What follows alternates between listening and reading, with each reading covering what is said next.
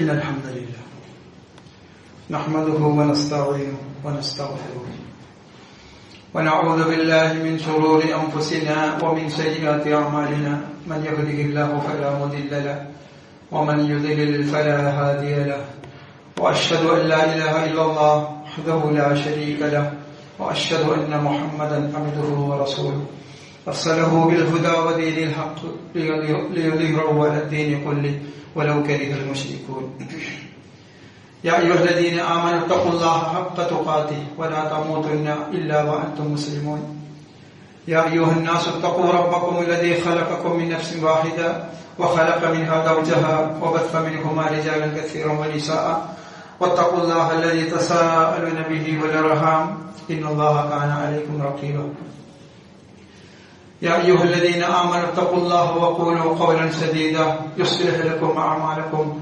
ويغفر لكم ذنوبكم ومن يطع الله ورسوله فقد فاز فوزا عظيما أما بعد إن أصدق الحديث كتاب الله وأحسن الهدي هدي محمد صلى الله عليه وسلم وشر الأمور محدثاتها وكل محدثة بدعة وكل بدعة ضلالة وكل ضلالة في النار. ഏറെ സ്നേഹം നിറഞ്ഞ അല്ലാഹുവിന്റെ അടിമകളായ സത്യവിശ്വാസികളെ സത്യവിശ്വാസിനികളെ,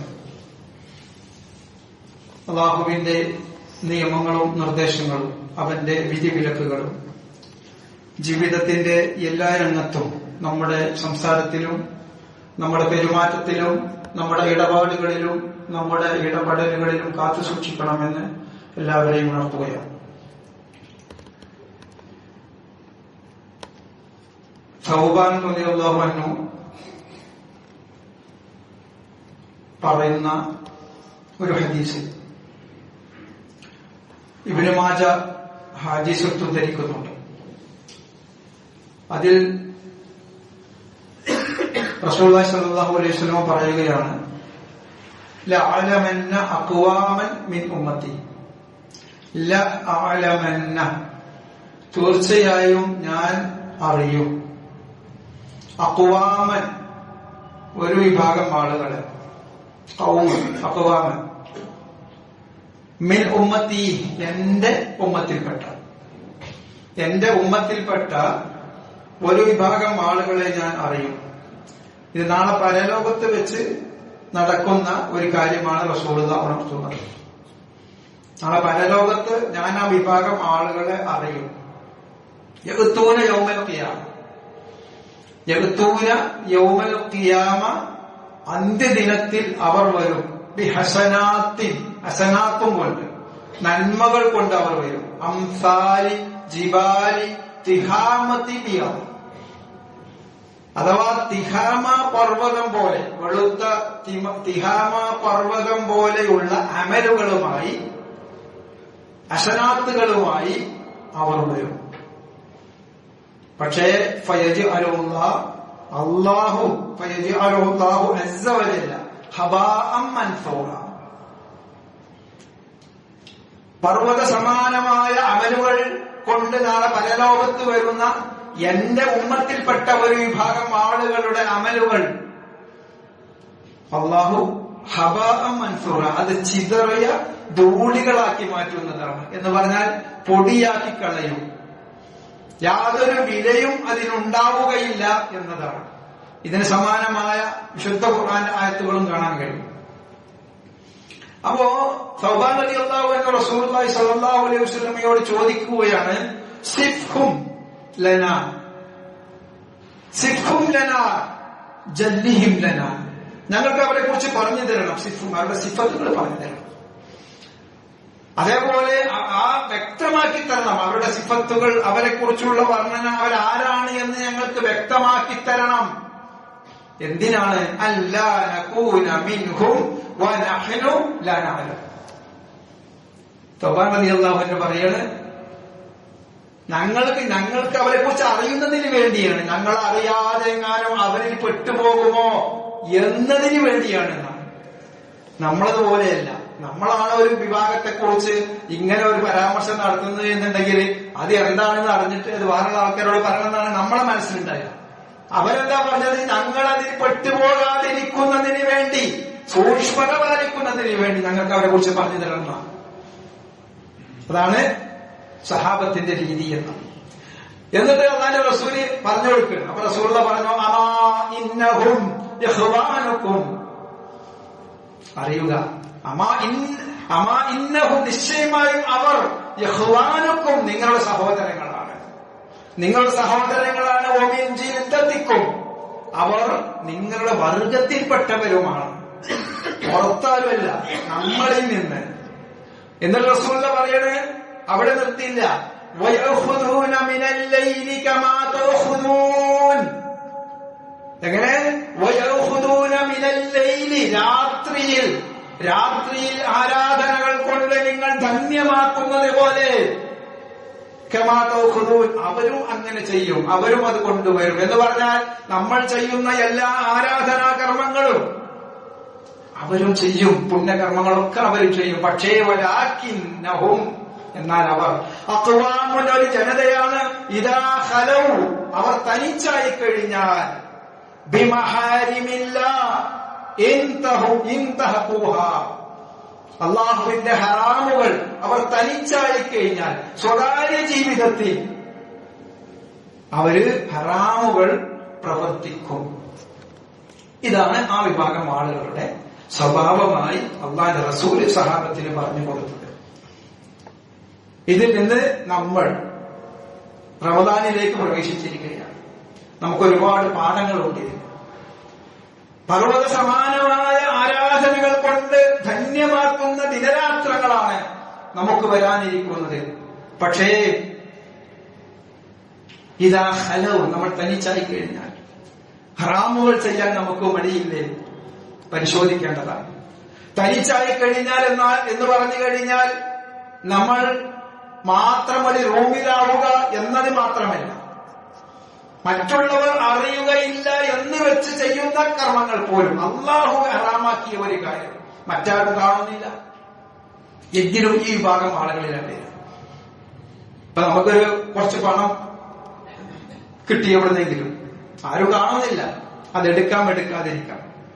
ഒരു കടക്കാരൻ നമുക്ക് കുറച്ച് പൈസ സാധനം വാങ്ങിയതിന്റെ ബാക്കി തന്നപ്പോ നമ്മളത് കണ്ട് ഒരു 100-200 അധികമുണ്ട്, എടുക്കട്ടെ, അയാൾ ചോദിച്ചാൽ തിരിച്ചു കൊടുക്കാം. അയാളത് ചോദിച്ചില്ലെങ്കിൽ ആ പൈസ അവിടെ ഉണ്ടാവും. നമുക്കറിയാം, അത് എണ്ണി നോക്കിയാൽ മതി അവിടെ നിന്ന്. പക്ഷെ അത് ചെയ്യൂല. അതാണ് ഈ പറയുന്നത്. നമ്മൾ മറ്റുള്ളവർ അറിയുകയില്ല എന്ന് വിചാരിച്ച് ചെയ്യുന്ന കാര്യങ്ങൾ, പലിശയുമായി ബന്ധപ്പെട്ട കാര്യങ്ങൾ, മറ്റ് ഹറാമുകൾ എല്ലാം ആ കാര്യത്തിലാ പെടുക. അഥവാ നമ്മൾ മദ്യപിച്ചിട്ടോ വ്യഭിചരിച്ചിട്ടോ അല്ല, അത്രമാത്രം കുറ്റങ്ങൾ അതറിയാം, നമുക്കത് കുറ്റകരമാണ് എന്നത്. പക്ഷേ മറ്റുള്ളവർ അറിയുകയില്ല എന്ന് തോന്നുന്ന ഇത്തരം നിസ്സാരമായ, നമുക്ക് നിസ്സാരമായി തോന്നുന്ന അല്ലാഹു ഹറാമാക്കിയ കാര്യങ്ങൾ തീർച്ചയായും ഈ റമദാനിൽ അതിൽ നമ്മളൊരു തീരുമാനമെടുക്കണം. റമദാനിൽ പ്രവേശിച്ചിരിക്കുകയാണ്, കുറഞ്ഞ സമയം ഉണ്ടാവുള്ളൂ, 29 ദിവസം. അതാണ് നമ്മുടെ മുന്നിലുള്ളത്. 696 മണിക്കൂർ, 41,760 മിനിറ്റ്, അത്രയേ ഉള്ളൂ. അതിലിപ്പോ ഏകദേശം ഒരു ദിവസം കഴിഞ്ഞു, 1.5 ദിവസം കഴിഞ്ഞു, 37 മണിക്കൂർ കഴിഞ്ഞിരിക്കുകയാണ്. ഇനി ബാക്കിയുള്ള നമുക്ക് 659 മണിക്കൂറാണ്.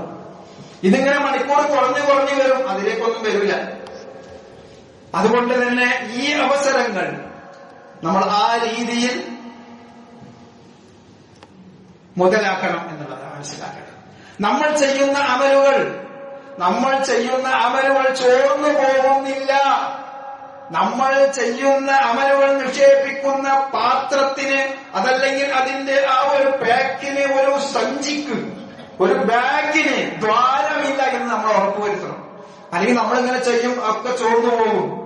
നമ്മളറിയാതെ നമുക്ക് ഗൗരവം തോന്നാത്ത പല ഹറാമുകളും നമ്മൾ ചെയ്തുകൊണ്ടിരിക്കും. പരസ്പര വിദ്വേഷം, അസൂയ, പക, ഏതോ കാലത്ത് എന്തോ ഒന്ന് നടന്നതിന്റെ പേരിൽ ഇന്നും അസൂയ വെച്ച് നടക്കുന്ന, പക വെച്ച് നടക്കുന്ന ആളുകൾ, അവർ റമദാനിൽ പ്രവേശിച്ചതിന് ശേഷം ഈ പർവ്വത സമാനമായ അമലുകൾ ചെയ്ത് അവർ 29 ദിവസം കഴിഞ്ഞ് അല്ലെങ്കിൽ 30 ദിവസം കഴിഞ്ഞ് പുറത്തേക്ക് വരുമ്പോഴും അതേ പകയും അതേ വിദ്വേഷവും അതേ ഉറപ്പും ഉണ്ടെങ്കിൽ ആ ഹബാഅൻ മൻസൂറ ഫയജഅലുല്ലാഹു ഹബാഅൻ മൻസൂറ, അതെല്ലാം പൊടിയാക്കി കളയുന്നതാണ് എന്ന് പറഞ്ഞ ആ ആശയത്തിലാണ് വരിക. അതുകൊണ്ട് തന്നെ ഈ റമദാനിനെ നമ്മൾ ഉപയോഗപ്പെടുത്താൻ ശ്രദ്ധിക്കണം. ഈ മണിക്കൂറുകളെ നമ്മൾ ഉപയോഗപ്പെടുത്താൻ ശ്രദ്ധിക്കണം. നമ്മളിവിടെ ഇരുന്നതിന് ശേഷം 10, 15, 20 മിനിറ്റ് ഇങ്ങനെ കഴിഞ്ഞു പോവുകയാണ്. അതുകൊണ്ട് തന്നെ ആ അവസരങ്ങൾ ഇനി തിരിച്ചു വരികയില്ല. 12:45 ബാങ്ക് കൊടുത്തത് ഇനി ആ 12:45 ഈ ദിവസത്തിലേക്കില്ല, അടുത്ത 12:45 ഉള്ളൂ. അതുകൊണ്ട് തന്നെ ഇപ്പൊ നമ്മൾ ചിന്തിക്കണം, നമ്മൾ ഒരു തീരുമാനമെടുക്കണം, ഞാൻ എന്താകണം എന്നുള്ളതിനെ കുറിച്ച്. നമുക്കറിയാം, വിശുദ്ധ ഖുർആനിലെ 2-ാമത്തെ അധ്യായം സൂറത്ത് അൽ ബഖറയിലെ 183-ാമത്തെ വചനമാണ് നോമ്പ് നിർബന്ധമാക്കിക്കൊണ്ട് അവതരിച്ചത്. യാ അയ്യുഹല്ലദീന ആമനൂ കുതിബ അലൈക്കുമുസ് സിയാം, നിങ്ങൾക്ക് നോമ്പ് നിർബന്ധമാക്കിയിരിക്കുന്നു. കമാ കുതിബ അലല്ലദീന മിൻ ഖബ്ലിക്കും, നിങ്ങൾക്ക് മുമ്പുള്ളവർക്കൊക്കെ നോമ്പ് നിർബന്ധമാക്കിയതുപോലെ. എന്തിനാണ് നോമ്പ്? ലഅല്ലക്കും തഖ്വൂൻ. നോമ്പ് എന്തിനു വേണ്ടിയാ? അവിടെ കൃത്യമായിട്ട് പറയുന്നത് സൂക്ഷ്മത പാലിക്കുന്നതിന് വേണ്ടി, തഖ്വയുള്ളവരാകുന്നതിന് വേണ്ടി, ദോഷബാധയെ സൂക്ഷിക്കുന്നതിന് വേണ്ടി. കൃത്യമാണ്, തഖ്വയുള്ളവരാകുന്നതിന് വേണ്ടിയാണ് നോമ്പ് നിർബന്ധമാക്കിയത്. അപ്പോ തഖ്വയുണ്ടാകുന്നുണ്ടോ എന്ന് പരിശോധിക്കേണ്ടതാണ്. ഒരു 29 ദിവസത്തെ തഖ്വ പരിശീലനം നമ്മൾ നടത്താറുണ്ടല്ലോ, ശില്പശാല അല്ലെ, ഒരു വൺ ഡേ ശില്പശാല, അല്ലെങ്കിൽ ഒരു റെസിഡൻഷ്യൽ ക്യാമ്പോട് കൂടിയുള്ള ഒരു ഏതെങ്കിലും തരത്തിലുള്ള ഒരു പരീക്ഷണം, നമുക്ക് ഐക്യം വർദ്ധിക്കാനൊക്കെ വേണ്ടി നമ്മൾ കുട്ടികളെ കൊണ്ടുപോയി ചേർക്കും. ഇതില് 1 മാസത്തെ കോഴ്സാണെന്ന് പറഞ്ഞു കഴിഞ്ഞാൽ പൈസ ഒന്നും നോക്കൂല, എങ്ങനെയും വർദ്ധിച്ചു കിട്ടിയാൽ മതി എന്നുള്ളത്. അതുകൊണ്ട് നമ്മൾ ഈ 29 ദിവസം നേടിയെടുക്കേണ്ടത് തഖ്വയാണ്. അതാണ് ലക്ഷ്യം. എന്താണ് തഖ്വ? നമ്മൾ പല കാര്യത്തിലും ഭൗതിക ജീവിതത്തിൽ നമ്മൾ സൂക്ഷ്മത പാലിക്കാറുണ്ട്. പല കാര്യത്തിലും നടക്കുമ്പോൾ ശ്രദ്ധിക്കാറുണ്ട്. നടക്കുമ്പോൾ നമ്മളത് ശ്രദ്ധിക്കും, എന്താ വീഴാതിരിക്കാൻ. ഒരു ചെളിയുള്ള പ്രദേശത്ത് കൂടി നടക്കുകയാണെങ്കിൽ ആ ചെളിവെള്ളം നമ്മുടെ ശരീരത്തിലേക്ക് ആകാതിരിക്കുന്നതിന് വേണ്ടി നമ്മൾ സൂക്ഷ്മത പാലിക്കാറുണ്ട്. സ്ലിപ്പാകുന്ന ഒരു സ്ഥലത്തു കൂടി നടക്കുമ്പോൾ നമ്മൾ കുട്ടികളെ ഉപദേശിക്കാറില്ലേ, വീണു പോകുമെന്ന്. നമ്മുടെ പിതാക്കൾ കൂടെ ഉണ്ടെങ്കിൽ, വാർദ്ധക്യം സംഭവിച്ച പിതാക്കൾ കൂടെ ഉണ്ടെങ്കിൽ നമ്മൾ പറയും, അതാ സ്ലിപ്പാകാൻ സാധ്യതയുണ്ട്, അവരുടെ കൈ ഒന്ന് പിടിക്കും. എന്താണ് കാരണം? വീണ് പോകുമോ എന്നുള്ള ഭയമാണ്. എങ്കിൽ എന്താണ് തഖ്വ? നമ്മൾ റോഡിലൂടെ നടന്നു പോകുമ്പോൾ കുപ്പിച്ചില്ലോ അതുപോലെയുള്ള കല്ലുകളോ ഉണ്ടെങ്കിൽ നമ്മളൊന്ന് ശ്രദ്ധിക്കും, അത് നമ്മുടെ ശരീരത്തിൽ തട്ടാതിരിക്കുന്നതിന് വേണ്ടി. നമ്മൾ വാഹനം തിരിക്കുമ്പോൾ സിഗ്നൽ ഇടും. എന്തിനാ? മറ്റുള്ളവൻ അത് അറിയുന്നതിന് വേണ്ടി. ഇല്ലെങ്കിൽ ആക്സിഡന്റ് ആകും. നമുക്ക് ബോധ്യമാണ് ആക്സിഡന്റ് ആകും, നമുക്ക് ബോധ്യമാണ് ചെളിവെള്ളം തെറിക്കും, നമുക്ക് ബോധ്യമാണ് സ്ലിപ്പായി വീഴും. അങ്ങനെ വർഷങ്ങളോളം ചിലപ്പോൾ ആശുപത്രി കിടക്കേണ്ടി വരും. നമുക്ക് ബോധ്യമാണ്. അതുപോലെ നമുക്ക് ബോധ്യമാവണം, അള്ളാഹുവിന്റെ നിയമങ്ങൾക്കനുസരിച്ചല്ലാതെ ജീവിച്ചു കഴിഞ്ഞാൽ നാളെ പരലോകത്ത് നമുക്ക് നഷ്ടം സംഭവിക്കും. ഈ പറയുന്ന നഷ്ടം, ഈ ഭൂമിയിൽ വെച്ചുണ്ടാകുന്ന ഒരു ആക്സിഡന്റിനെ ഭയക്കുന്ന നമ്മൾ നാളെ പരലോകത്ത് ആ നരകത്തിൽ വീഴുന്നതിനെ ഭയക്കുന്നില്ലെങ്കിൽ ഈ നോക്കുകൊണ്ട് അള്ളാഹു ഉദ്ദേശിച്ച ഒരു പ്രതിഫലം ഉണ്ടാവുകയില്ല എന്നുള്ളതല്ല. അല്ലക്കും തത്തക്കും ലക്ഷ്യം പരമപ്രധാനമാണ്. എന്തിനാണ് നോമ്പ്? ലഅല്ലക്കും തത്തഖൂൻ, സൂക്ഷ്മതയുള്ളവരാകുന്നതിന് വേണ്ടി. ലക്ഷ്യം വളരെ പ്രധാനമാണ്. ദുനിയാവിന് നമ്മൾ എന്തിനായാലും ഒരു ലക്ഷ്യമുണ്ടാവും. ഒരാളെ ഒരു വണ്ടിയിൽ പോകണം, എവിടുക്കാ പോകണം? ഇന്ന സ്ഥലത്തേക്കാണ്, തിരൂരിലേക്കാണ്. ഒരു സാധനം എന്തിനാ പോകണം? സാധനം വാങ്ങിക്കൊണ്ടാണ്, അല്ലെങ്കിൽ ഒരാളെ കാണണം. അവിടെ ഒരു ലക്ഷ്യമുണ്ട്. ഒരാൾ ദുബായിലേക്ക് പോകും, എന്തിനാ പോകണം? വെറുതെ പോയി വരണമെന്നാണോ? അങ്ങനെ ഉണ്ടാവുമോ? ഏതൊരു കാര്യത്തിനും നമുക്കൊരു ലക്ഷ്യമുണ്ടാകും. ഒരാൾ ബസ് കാത്തിട്ട എവിടെ പോകണം? ഇന്ന സ്ഥലത്തേക്കാണ്, എന്തിനാ പോകണം? ലക്ഷ്യമുണ്ടാകും. അപ്പൊ ലക്ഷ്യം വളരെ പ്രധാനമാണ്. അതാണ് ലഅല്ലക്കും തത്തഖൂൻ, നോമ്പിന്റെ ലക്ഷ്യം എന്നുള്ളത് നിങ്ങൾ സൂക്ഷ്മത പാലിക്കുന്നതിന് വേണ്ടി, നിങ്ങൾ സൂക്ഷ്മതയുള്ളവരാകുന്നതിന് വേണ്ടിയാണ് നോമ്പിനെ നിങ്ങൾക്ക് നിർബന്ധമാക്കിയിരിക്കുന്നത്. നമസ്കാരത്തെ കുറിച്ച് അല്ലാഹു പറഞ്ഞില്ല, ഇന്ന സ്വലാത്ത തൻഹാ. എന്താണ് നമസ്കാരത്തിന്റെ ലക്ഷ്യം? എന്താണ് അതിന്റെ റിസൾട്ട്? നോമ്പിന്റെ ലക്ഷ്യം എന്നുള്ളത് സൂക്ഷ്മതയുള്ളവരാകുന്നതിന് വേണ്ടി, തഖ്വയുള്ളവരാകുന്നതിന് വേണ്ടി. എന്താണ് നോമ്പിന്റെ റിസൾട്ട്? തഖ്വയുള്ളവരായി മാറും. എന്താണ് നമസ്കാരത്തിന്റെ റിസൾട്ട്? തൻഹാ, അത് തടയും. അനിൽ ഫഹ്ശാഇ വൽ മുൻകർ, നീചവൃത്തിയിൽ നിന്നും മുൻകറായ വെറുക്കപ്പെട്ട കാര്യങ്ങളിൽ നിന്നും നമസ്കാരം തടയും. കടൽക്ഷോഭം തടയുന്നതിന് വേണ്ടി കെട്ടുന്ന ഒരു കരിങ്കൽ, ഒരു ഭിത്തി പോലെ നമസ്കാരം. ആ സുനാമി പോലെയുള്ള തിരമാലകൾ, തിന്മയാകുന്ന തിരമാലകൾ അടിച്ചാലും നമസ്കാരം എന്ന കർമ്മം നമ്മൾ നിർവഹിക്കുന്നുണ്ടോ, ഒരു തിന്മയും നമുക്ക് ഏൽക്കുകയില്ല. അതാണ് ഇന്ന സ്വലാത്ത തൻഹാ അനിൽ ഫഹ്ശാഇ വൽ മുൻകർ. 29-ാമത്തെ അധ്യായം സൂറത്തുൽ അൻകബൂത്തിന്റെ 45-ാമത്തെ വചനം. ആ നമസ്കാരത്തെ കുറിച്ചാണ് ശുഐബ് നബി അലൈഹിസ്സലാത്തു വസ്സലാമിനോട് ചോദിക്കുന്നുണ്ട് അദ്ദേഹത്തിന്റെ ജനത. ശുഐബ് നബി അലൈഹിസ്സലാത്തു വസ്സലാമിനോട് ചോദിക്കുകയാണ്, അസ്വലാത്തുക നിന്റെ നമസ്കാരമാണോ? അസ്വലാത്തുക നിന്റെ നമസ്കാരമാണോ? യാ ശുഐബ് തഅമുറുക അൻ നത്റുക മാ യഅബുദു ആബാഉന. ഖാലൂ യാ ശുഐബ് അസ്വലാത്തുക തഅമുറുക, നീ കൽപ്പിക്കുന്നുണ്ടല്ലോ, നീ കൽപ്പിക്കുന്ന കാര്യം അന്നതുറുകമായ അബുദുലാബാഉന, ഞങ്ങളുടെ പൂർവ്വപിതാക്കൾ ആരാധിച്ചു വരുന്ന, വാപ്പകാരണന്മാർ ആരാധിച്ചു വരുന്ന ആരാധ്യ വസ്തുക്കളെ, വലിയുകളെ വിളിച്ചു പ്രാർത്ഥിക്കരുത് എന്ന് പറയുന്നത്, അത് പറയുന്നത് നിന്റെ നമസ്കാരമാണോ? അത് ചെയ്യരുത് എന്ന് പറയുന്നത്, അത് കൽപ്പിക്കുന്നതിന്റെ നമസ്കാരമാണോ? അതേപോലെ തന്നെ ഞങ്ങൾ ഞങ്ങളുടെ സ്വത്തിൽ, ഞങ്ങളുടെ സമ്പത്തിൽ ഇഷ്ടം പോലെ പ്രവർത്തിക്കും, അത് ചെയ്യരുത് എന്ന് നീ പറയുന്നത് നിന്റെ നമസ്കാരമാണോ എന്ന് പറഞ്ഞാൽ, നമ്മളുടെ സമ്പത്ത് ഞാൻ എന്തും ചെയ്യും, ഞാൻ ഏത് രീതിയിലും അത് ചിലവഴിക്കും എന്നുള്ളത് മുസ്ലിമിന്റെ കാഴ്ചപ്പാടല്ല. അത് അമുസ്ലിമിന്റെ, അതല്ലെങ്കിൽ അവിശ്വാസിയുടെ കാഴ്ചപ്പാടാണ്. മുസ്ലിമിന്റെ കാഴ്ചപ്പാട് എന്നുള്ളത് എന്റെ സമ്പത്ത് എങ്ങനെ ചിലവഴിക്കണം, എങ്ങനെ സമ്പാദിക്കണം എന്നുള്ളതിന് വ്യക്തമായ ഒരു കാഴ്ചപ്പാട്, ഒരു നിലപാട് ഇസ്ലാമിനുണ്ട് എന്നുള്ളതാണ്. അപ്പോ ഇത് പറയുന്നത് ഈ ശുഐബ് നബി അലൈഹിസ്സലാത്തു വസ്സലാം നമസ്കരിക്കുന്നത് അവർക്കറിയാം. അപ്പൊ ചോദിക്കണം, നമസ്കാരം കൊണ്ടാണോ നീ തടയുന്നത്? നോക്കണം, നിങ്ങൾ നമ്മളോട് ആരെങ്കിലും അങ്ങനെ ചോദിക്കുമോ? ഒരു സൂപ്പർ മാർക്കറ്റിലേക്ക് കയറി അവിടെ ഇങ്ങനെ ഈത്തപ്പഴങ്ങൾ വെച്ചിട്ടുണ്ട്, പലതരത്തിലുള്ള ഈത്തപ്പഴങ്ങൾ തിന്നിങ്ങനെ നോക്കും ആൾക്കാർ. മുന്തിരി അതേപോലെയുള്ള ഫ്രൂട്ടുകളൊക്കെ ഇങ്ങനെ തിന്നു നോക്കുന്ന ആളുകളുണ്ട്. അവിടെ തിന്നു നോക്കാൻ അനുമതിയൊന്നുമില്ല. പക്ഷെ ഒരാൾ തിന്നും, അത് കണ്ടിട്ട് മറ്റേ ആളും തിന്നും. ഒരാൾ തിന്നുന്നില്ലെങ്കിൽ അവനോട് മറ്റേ ആൾ ചോദിക്കും, എന്താ നിങ്ങൾ തിന്നാത്തത്? നിങ്ങൾ മുസ്ലിമാണോ? നിങ്ങൾ മുസ്ലിം ആയതുകൊണ്ടാണോ? നേരത്തെ പറഞ്ഞ കച്ചവടക്കാരൻ അവനറിയാതെ ഒരു 100 രൂപ നമുക്ക് അധികം തന്നു കഴിഞ്ഞാൽ നമ്മളത് തിരിച്ചു കൊടുക്കുമ്പോൾ ആ കച്ചവടക്കാരൻ നമ്മളോട് ചോദിക്കണം, നിങ്ങൾ മുസ്ലിമാണോ?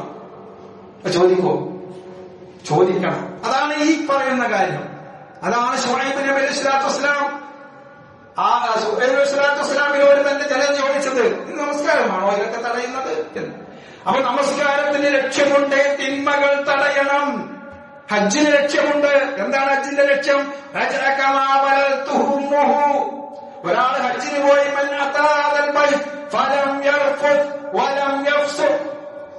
അങ്ങനെ അനാവശ്യ വർത്തമാനങ്ങളോ കളവോ അതേപോലെയുള്ള തോന്നിവാസങ്ങളോ ഒന്നും ചെയ്യാതെ സ്വീകാര്യോഗ്യമായ ഒരു ഹജ്ജ് നിർവഹിച്ച് തിരിച്ചു വന്നാൽ അവൻ ഏതുപോലെയാണ്? കമാവലത്തുഹു, അവന്റെ മാതാവ് പ്രസവിച്ച ആ ഒരു കുഞ്ഞിനെ പോലെയാണ്.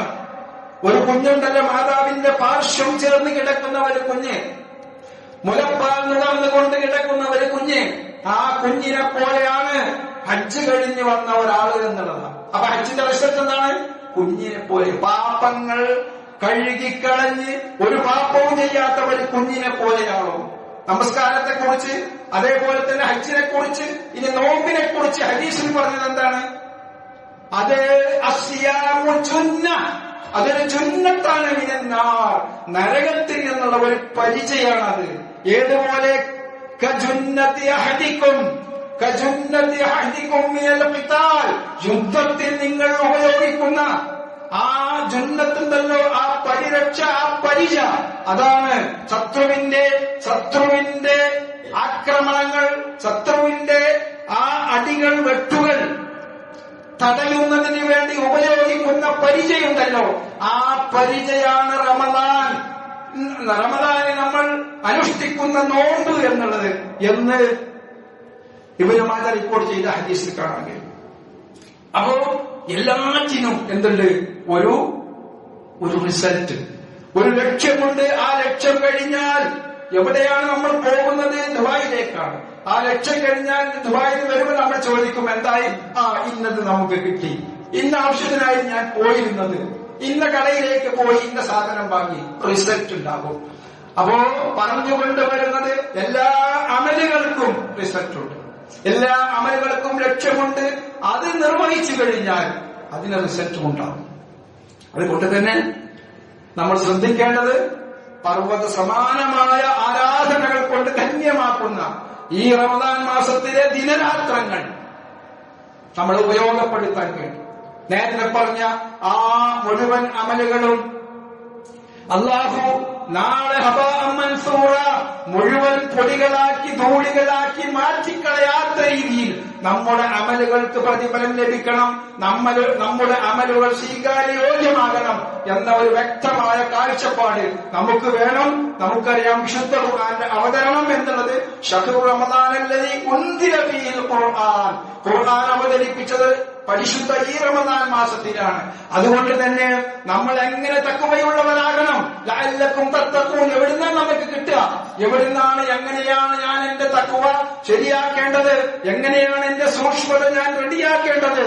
അള്ളാഹുവിന് ഇഷ്ടപ്പെട്ട രീതിയിൽ ഞാൻ ജീവിക്കേണ്ടത് എന്നുള്ള വ്യക്തമായ കാഴ്ചപ്പാടുള്ളത് വിശുദ്ധ ഖുർആനിലാണ്. അതാണ് ഹുദൻ ലിന്നാസ് വബയ്യിനാത്തിൻ മിനൽ ഹുദാ വൽ ഫുർഖാൻ. ഖുർആന്റെ ഒരു പേരാണ് ഫുർഖാൻ എന്നുള്ളത്. ഫുർഖാൻ എന്നാൽ നന്മയും തിന്മയും ഉരച്ചു നോക്കുന്ന സാധനം എന്നതാണ്. ഒരു സ്വർണം പണ്ടൊക്കെ ഈ സ്വർണ്ണപ്പണി എടുക്കുന്ന തട്ടാന്റെ പീടികയിലൊരു ഉരക്കല്ലുണ്ടാവും. ആ കല്ലിൽ ഉരച്ചു നോക്കും നമ്മൾ, സ്വർണമാണോ അതല്ല അതിന് വല്ല വ്യാജമായ കാര്യങ്ങളും ഉണ്ടോ എന്നുള്ളത്. അങ്ങനെ പരിശോധിക്കുന്നതിനാണ് ഫുർഖാൻ എന്ന് പറയാം. തിന്മയേത് നന്മയേത് എന്ന് അതിലൂടെ ഉരച്ച്, അഥവാ വിശുദ്ധ ഖുർആനിലൂടെ ഉരച്ചു നോക്കണം. അതാണ് ഹുദൻ ലിന്നാസ്, ജനങ്ങൾക്ക് സന്മാർഗമായിട്ടാണ് ഈ വിശുദ്ധ ഖുർആൻ അവതരിപ്പിക്കപ്പെട്ടത്. അത് ഫുർഖാനാണ്. വ്യക്തമായ ബയ്യിനാത്തിൻ മിനൽ ഹുദാ, വ്യക്തമായി അതിൽ ഹുദ വ്യക്തമാക്കിയിട്ടുണ്ട് എന്ന് അള്ളാഹു ഓർമ്മപ്പെടുത്തുകയാണ്. അതുകൊണ്ട് തന്നെ വിശുദ്ധ ഖുർആന്റെ പഠനവും അതുമായുള്ള ചിന്തകളും അതുമായുള്ള പ്രവർത്തനങ്ങളും കൊണ്ട് ഈ ദിനരാത്രങ്ങൾ ധന്യമാക്കുന്നതിന് വേണ്ടി നമ്മൾ ശ്രദ്ധിക്കേണ്ടതാണ്, ശ്രമിക്കേണ്ടതാണ്. അള്ളാഹു നമ്മെല്ലാം അനുഗ്രഹിക്കുമാറാകട്ടെ.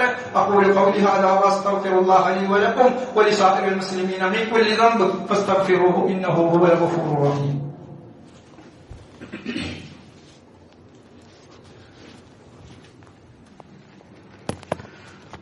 الحمد لله الذي هدانا لهذا وما كنا لنهتدي لولا أن هدانا الله. اللهم صل على محمد وعلى آل محمد. أوصيكم ونفسي بتقوى الله.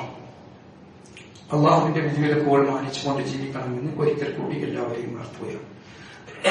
നോമ്പ് തുറക്കുമ്പോൾ ശ്രദ്ധിക്കേണ്ട കാര്യത്തെക്കുറിച്ചാണ് ഇനി നമ്മൾ പറയാൻ ഉദ്ദേശിക്കുന്നത്. നമുക്കറിയാം, നോമ്പ് നമ്മൾ ഒരു 10-13 മണിക്കൂർ നോമ്പ് അനുഷ്ഠിച്ചിട്ട് വളരെ വിശപ്പുള്ള ഒരു സെൻസിറ്റീവായ ഒരു സമയമാണ് ആ സമയം എന്നുള്ളത്. ഭക്ഷണത്തോടുള്ള ശ്രദ്ധ നമുക്ക് വല്ലാതെ വരും. ഇത് മനുഷ്യന്റെ പ്രകൃതമാണ്. പക്ഷെ അവിടെ നമ്മൾ ശ്രദ്ധിക്കേണ്ടത് തലാസത്വൻ, 3 വിഭാഗം ആളുകളുടെ ലാ തുറദ്ദു ദഅവത്തുഹും, അവരുടെ പ്രാർത്ഥന തള്ളുകയില്ല, തുറന്നു റദ്ദ് ചെയ്യില്ല. 3 വിഭാഗം ആളുകളുടെ. അതിലൊന്ന് പറഞ്ഞാൽ സിയാമു ഹത്താ യുഫ്തിറ, ഒരു നോമ്പുകാരൻ അവന് നോമ്പ് മുറിക്കുന്നത് വരെ. പിന്നെ പലതുപോലെ ഇമാമുൽ അതിൽ, ഒരു നീതിമാനായ ഭരണാധികാരി, ഒരാപത്തിൽ മതിലോ ആക്രമിക്കപ്പെട്ടവന്റെ പ്രാർത്ഥന. ഇത് അള്ളാഹു സ്വീകരിക്കും എന്നുള്ളതാണ്.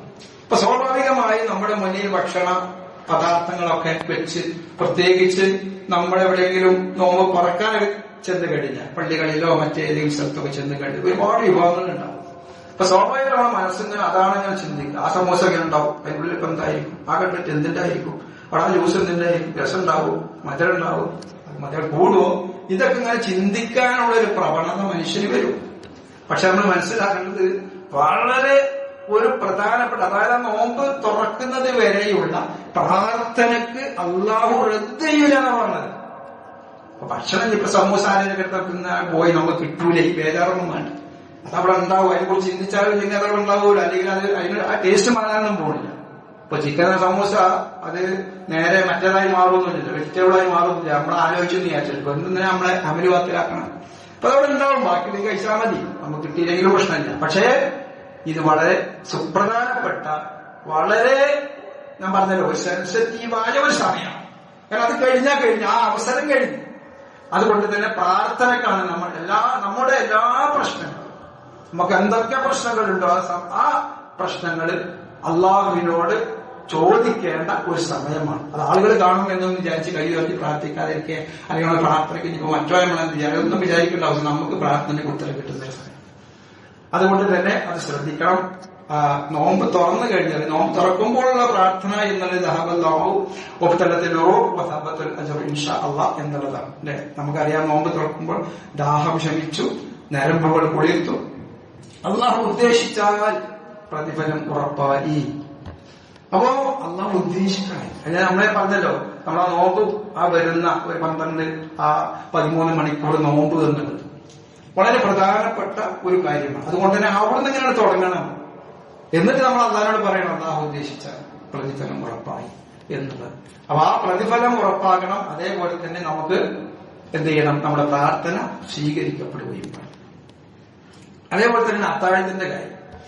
അത്താഴം പലപ്പോഴും നമുക്കറിയാം, ചെറിയ ബാങ്ക് കൊടുക്കുന്നത് വരെ ആ സമയം എന്ന് വിചാരിച്ച് വളരെ ലാഘവത്തോടു കൂടി അങ്ങനെ നീട്ടിയിടലുണ്ട്. അതൊരു മാക്സിമം. ബാങ്ക് കൊടുക്കുന്നത് വരെ എന്നുള്ളത് മാക്സിമം ലിമിറ്റ്. നമ്മുടെ വാഹനത്തിന്റെ മാക്സിമം ലിമിറ്റ് 120 120 ഇങ്ങനെ പോകാനാണോ? അല്ല, മാക്സിമം പ്രവർത്തിക്കുന്ന സമയത്ത്, അങ്ങനെയുള്ള സമയത്ത് അത്ര ആവാം എന്നുള്ളത്. അതേപോലെ തന്നെ അപ്പൊ സുബഹി ബാങ്ക് കൊടുക്കുന്നത് വരെ എന്നുള്ളതൊരു മാക്സിമം. കുറച്ച് മുമ്പ് നിർത്തുക, ഒരു 10-15 മിനിറ്റ്, 50 ആയത്തുകൾ എന്നൊക്കെ നമുക്കറിയാം. റസൂലുള്ളാ ഭക്ഷണം കഴിച്ചതിന് ശേഷം ഒരു 50 ആയത്തുകൾ ബാക്കി ഉണ്ടായിരുന്നു ബാങ്ക് കൊടുക്കുക എന്നുള്ളത്.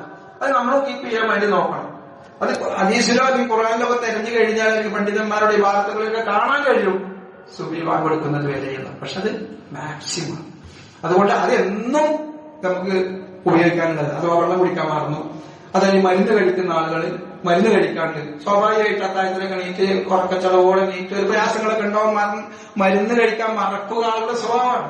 അപ്പൊ ആ സമയത്ത് നമുക്ക് ബാങ്ക് കൊടുക്കുന്നവരെ എന്ത് ചെയ്യാം, ആ സമയത്ത് ഇനി ബാങ്ക് കൊടുത്തുകൊണ്ടിരിക്കുമ്പോഴൊക്കെ കണ്ടിട്ടുണ്ടല്ലോ, ആ സമയത്ത് നമ്മളിപ്പോ വായിൽ വെച്ചു, ആ സമയത്തൊക്കെ നമുക്ക് എന്ത് ചെയ്യാം, അതൊരു ലിമിറ്റേഷനാണ്. അങ്ങനെയുള്ള കാര്യങ്ങൾക്ക് മരുന്ന് കഴിക്കാനോ അതല്ലെങ്കിൽ വെള്ളം കുടിക്കാതെ ഇരുന്നു, വെള്ളം കുടിക്കാൻ മറന്നുപോയി, കുറച്ച് വെള്ളം കുടിച്ചില്ലെങ്കിൽ പ്രശ്നമാണ് എന്നൊക്കെ തോന്നുന്ന ആളുകൾ അതിനുള്ള ഒരു സമയമാണ്. എല്ലാ ദിവസവും ആ ബാങ്ക് കൊടുക്കുന്നത് വരെ കാത്തു നിന്ന് എന്ത് ചെയ്യരുത്, അത്താഴം കഴിക്കാൻ ശ്രമിക്കരുത്. അതൊക്കെ ഇതിന്റെയൊക്കെ ഒരു ഭാഗമാണ്. നമ്മൾ ദീനിയായിട്ട് ചിന്തിക്കുമ്പോൾ, മതപരമായി ചിന്തിക്കുമ്പോൾ അള്ളാഹുവിന്റെ ഇഷ്ടാനിഷ്ടങ്ങൾക്ക് വളരെ പ്രാധാന്യമുണ്ട്. റമദാനിലെ ആരാധനാ കർമ്മങ്ങൾക്കാണ് നമ്മൾ പ്രാധാന്യം കൊടുക്കേണ്ടത്. അത്തരത്തിലുള്ള ആളുകളുടെ കൂട്ടത്തിൽ അള്ളാഹു നമ്മെ ഉൾപ്പെടുത്തി അനുഗ്രഹിക്കുമാറാകട്ടെ.